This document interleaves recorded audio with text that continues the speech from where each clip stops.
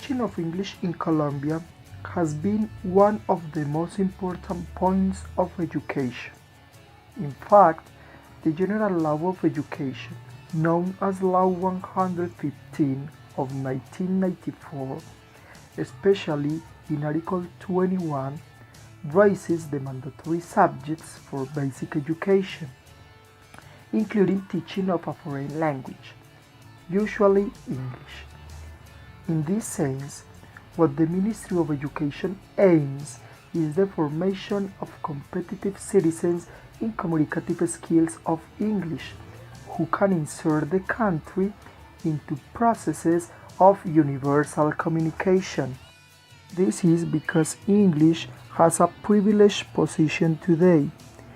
It is present in most countries of the world and it is considered an important element of communication due to the phenomenon of globalization.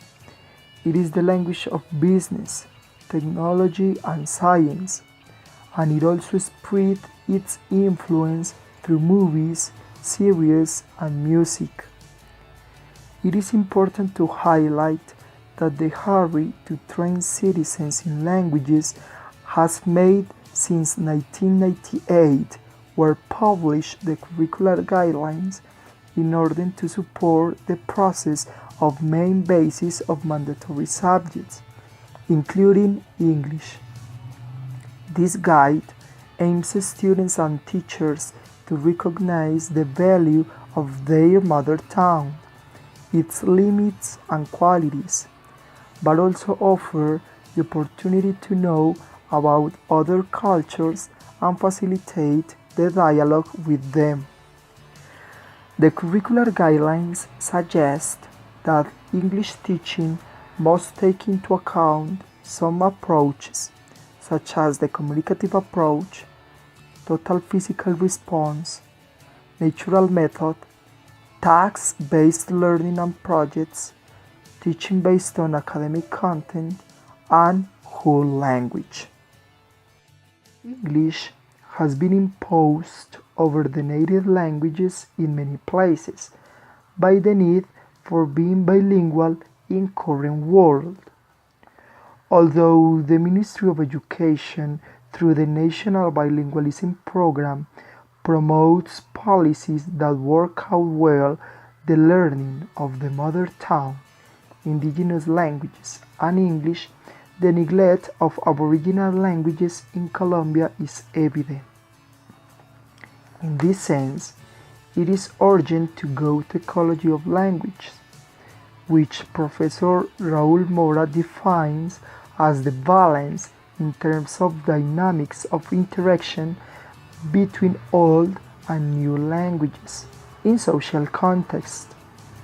It is to say, to establish an harmony which assure the survival of all languages because some indigenous languages are endangered. English has been imposed over the native languages in many places by the need for being bilingual in current world. Although the Ministry of Education through the National Bilingualism Program promotes policies that work out well the learning of the mother tongue, indigenous languages and English, the neglect of aboriginal languages in Colombia is evident. In this sense, it is urgent to go to ecology of languages, which Professor Raúl Mora defines as the balance in terms of dynamics of interaction between old and new languages in social context. It is to say, to establish an harmony which assure the survival of all languages because some indigenous languages are endangered. For her part, Adriana Gónzales 2014 argues that Colombia is an ethnically and linguistically diverse country. Currently, it has Spanish like official language, 64 indigenous languages and 2 Creole, called the Islander and palenquero. Despite this linguistic richness, when talking about bilingualism, this notion is associated with the mastery of Spanish and English, and for Aboriginal people, this concept is associated with the mastery of their native language and Spanish. The indigenous languages in Colombia are grouped by families. Some of them are Chibcha family, Arawak family, Caribbean family, Quechua family, among others. Also, as part of the Colombian identity are the Caribbean languages called Creole, which is spoken in San Andrés y Providencia, and Palenquero, which is spoken in San Basilio de Palenque. Indigenous languages are very important because they are part of the cultural heritage of a society. Unfortunately, these languages have suffered discrimination, which promotes the lack of awareness about the cultural value they have. Professor Adriana Álvarez is an expert in the field of Spanish and indigenous language teaching. She wrote curricular elements for the teaching of Spanish as a second language in contact with indigenous languages. To her, we want to ask about the position of the indigenous languages in the language education in Colombia and their relationship between the Spanish and the English as second or foreign languages.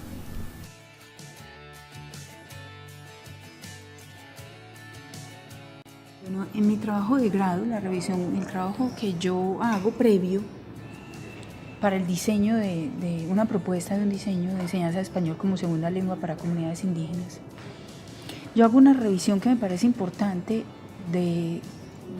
básicamente me voy a parar en dos cosas que podría responder a su pregunta. Una es de los documentos estatales, y efectivamente es como ustedes dicen. De hecho, yo parto de esa conclusión después de la revisión de los documentos estatales. Es que no aparece, o aparece mencionada, por supuesto, después de la Constitución del 91, que se acepta que somos un país multicultural, ¿cierto? Hay simplemente una declaración. Por eso Olga Arbeláez habla de que no hay realmente interculturalidad en el país, porque no hay un movimiento hacia el otro, un deseo de conocer al otro. Ese deseo de conocer implica respetarlo, ¿cierto? Muy bien. Entonces, esa revisión de documentación estatal, que ustedes acaban de decir, lineamientos, estándares, ¿cierto? Incluso todo el marco legal que existe para evaluación de pruebas saber, o sea, la evaluación de las competencias en lenguaje de los niños en Colombia, todas tienen un mismo rasero, que es el español y cierto español. Cuando yo intento trabajar con estudiantes indígenas, actualmente incluso con estudiantes de la maestría, más allá, o continuando con mi trabajo de maestría, en sus propios trabajos de grado de maestría, cuando yo intento con ellos leer la documentación legal, me doy cuenta de que ese lenguaje en el que está escrito ni incluye sus lenguas, ni incluye sus maneras de comprender el mundo, ¿cierto? No hay un ejercicio ahí real de movimiento hacia todas las comunidades, la diversidad extraordinaria de comunidades que tenemos. Ustedes están hablando de indígenas, pero pueden incluir a las comunidades afro. No hay un movimiento de nosotros para entender esas lógicas, ni sus lenguajes, ni sus lenguas. Entonces, digamos que esa es mi primera conclusión en el trabajo de grado. Se habla de segundas lenguas. Hay una sola mención en lineamientos curriculares de lengua castellana, una sola mención. Y esa sola mención dice casi exactamente dice, bueno, para las comunidades indígenas que tengan sus propias lenguas, pues ustedes saben, pues allá se sabe que habrá que trabajar, que el español será su segunda lengua, y no hay más. Por eso mi trabajo de grado se basa en eso, o sea, una propuesta de, bueno, ¿y cómo ofrecer el español como segunda lengua? ¿Cómo construir una unidad de trabajo? Esa es la primera. La segunda es que yo hago un recorrido por el concepto de bilingüismo. Esto es un trabajo de 2009 y seguramente es un recorrido limitado y pobre, es una monografía. Entonces, en ese estudio sobre bilingüismo yo encuentro que hablamos de bilingüismo, pero no reconocemos que hay distintas formas de bilingüismo y que hablar de bilingüismo supone hablar de currículos bilingües. ¿Qué tipo de currículos, para qué tipos de bilingüismo ofrecemos en el país? Entonces hay bilingüismo sustractivo, hay bilingüismo aditivo, hay bilingüismo de transición, hay bilingüismo de mantenimiento. Eso significa cómo organizamos el currículo, cómo el currículo ofrece al estudiante la oportunidad de mantener su lengua, agregarle otra y quizás otra. 3 o 4, algunos tienen propuestas, ustedes lo saben, colegio alemán, por ejemplo, ¿cierto? Algunas instituciones educativas tienen ofertas donde estudian no solamente 2 lenguas, sino 3 y 4. Y lo que ofrecen son bilingüismos de adición, o sea, donde yo agrego lenguas nuevas a las que ya tengo, pero mantengo. Entonces, digamos que esos 2 conceptos son fundamentales. Ahora, ustedes están planteando una cosa que es la relación entre las 3 lenguas, digamos. O sea, hay un dominio, ¿sí? Hay un dominio del inglés.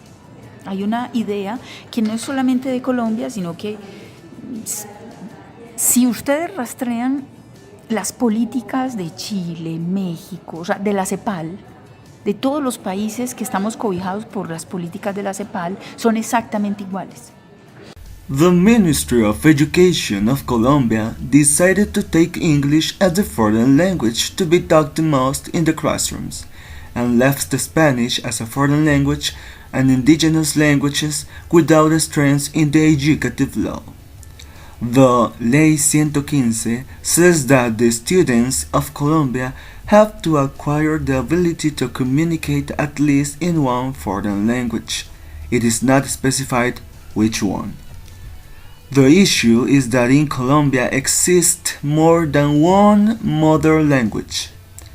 The Spanish as the main language, in terms of number of speakers, and many other indigenous languages.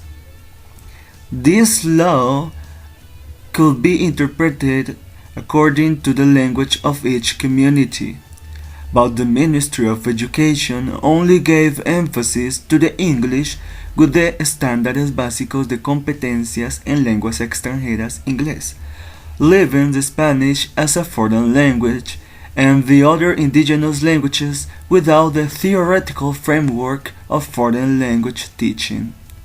Bilingualism does not only mean English. The linguistic and cultural diversity of Colombia leads the education to the need of not bilingual educational program but a multilingual educational program. As Mejia, 2004 said, indigenous languages are less regarded than the international languages, and so the bilingualism Spanish native language has not prestige. Then, the policies about the indigenous languages is framed in ethno-education and not in bilingualism education. But the linguistic and cultural reality of our country requires a different treatment of the bilingual education or multilingual education, including Colombian native languages.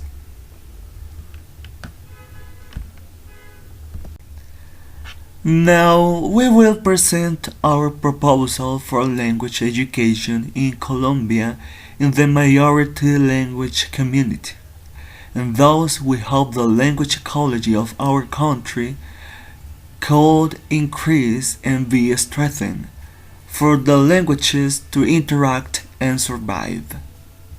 First, we propose that the knowledge areas be taught 50% in Spanish and the other 50% in English, as the emphasis is in this last one. The distribution could vary depending on the criteria of each educative institution. That means teacher training will be changed also to be a bilingual education in each knowledge area. For example, social sciences could be taught in English, mathematics in English, physics and philosophy could be taught in Spanish, and so on. Second, we also propose a special laboratory called Language Laboratory. There will be their computers, headphones, smart television sets, books written in indigenous languages and about indigenous languages, and language assistance in indigenous languages.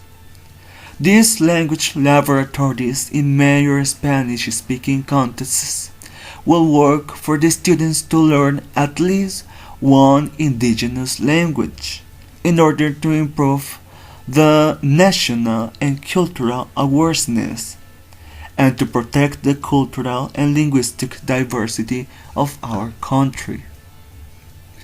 In those laboratories, it will be performed out loud reading, storytelling, indigenous music, and more linguistic and cultural activities. The participation in these activities will be mandatory as a language policy. So the students must choose one indigenous language to demonstrate proficiency level in communication. Now, for the indigenous context, the proposal will change a little. First, we proposed a special laboratory, as we mentioned, the language laboratory.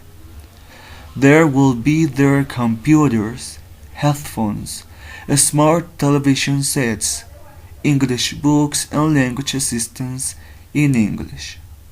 These language laboratories in major indigenous contexts will work for the students to learn English to get them in the international dynamic.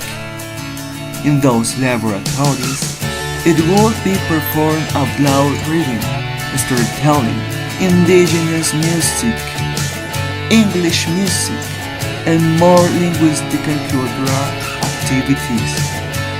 The participation in these activities will be mandatory as a language policy, because the indigenous population should be also in the international dynamic.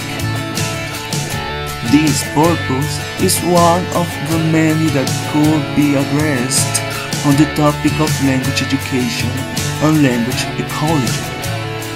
This one includes almost all the languages in the dynamic of multicultural and multilingual education in Colombia. We know it could be better, and is the work of academic students to improve the language education in Colombia.